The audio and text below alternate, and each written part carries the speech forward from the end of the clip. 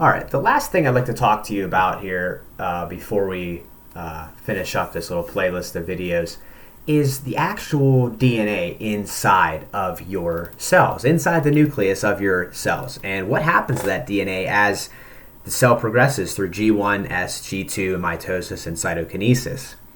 On the left, we have an actual chromosome. This is what the chromosomes actually look like inside your cell, and this photo was taken with a technique known as electron microscopy. Okay.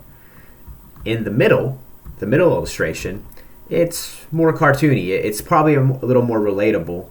We have up top a cell with a single chromosome in it, represented in the purple. Then, as that cell, we can see this line right here. This line right here can represent S phase because we see this chromosome is duplicated and becomes two chromosomes attached to one another. Okay. If we follow the arrow, that's what this image actually is. This is a duplicated chromosome. This is what a chromosome looks like after S phase of the cell cycle. And then, once this cell progresses through the G2 phase, through mitosis and cytokinesis occurs, you have two new cells. And notice, that chromosome that was once duplicated is now separated into individual cells. And on the right, I tried to give you the most simple visual I could of this process of DNA replication. We have a single DNA molecule. That DNA molecule is copied by your cells during S phase, and then you have two DNA molecules. Okay? This DNA molecule lines up with this chromosome, and this DNA molecule lines up with this chromosome. And then as that cell, you have to imagine that this DNA is inside a cell. As that cell divides, one molecule of DNA goes to the one cell, and one molecule of DNA goes to the other cell. Now, this is a very, very simple illustration of DNA replication. And first and foremost, what I'd like you to keep in mind is that you and I, inside our eukaryotic cells, our nucleus-containing cells, we don't just have one chromosome.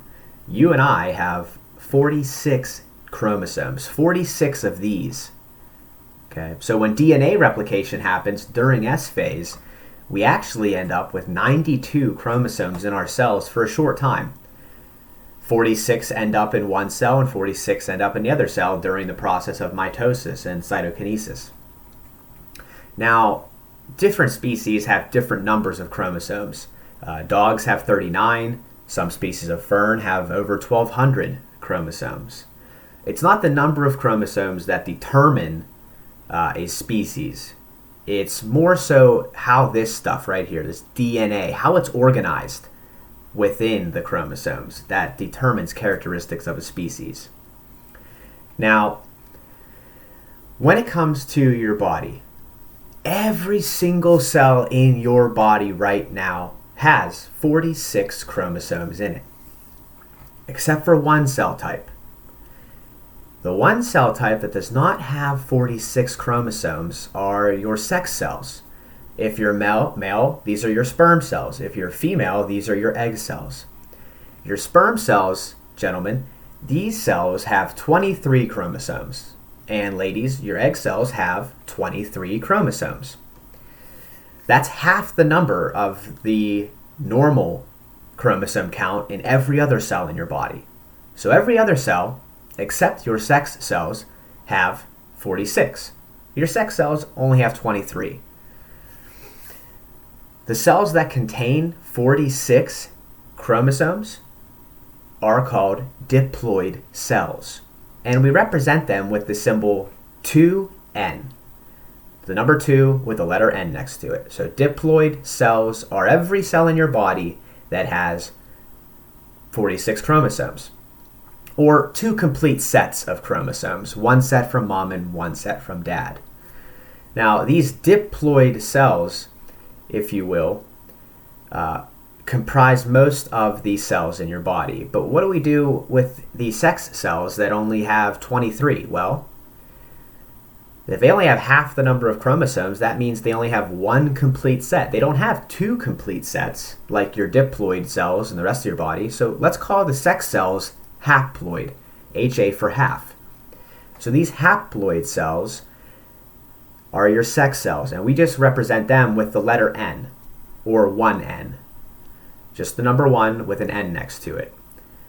So for diploid, it's 2N. 2 meaning 2 complete sets of chromosomes, and N is the number of chromosomes. Haploid is represented by 1N. 1 means 1 set of chromosomes, and then the N is just the symbol for number of chromosomes.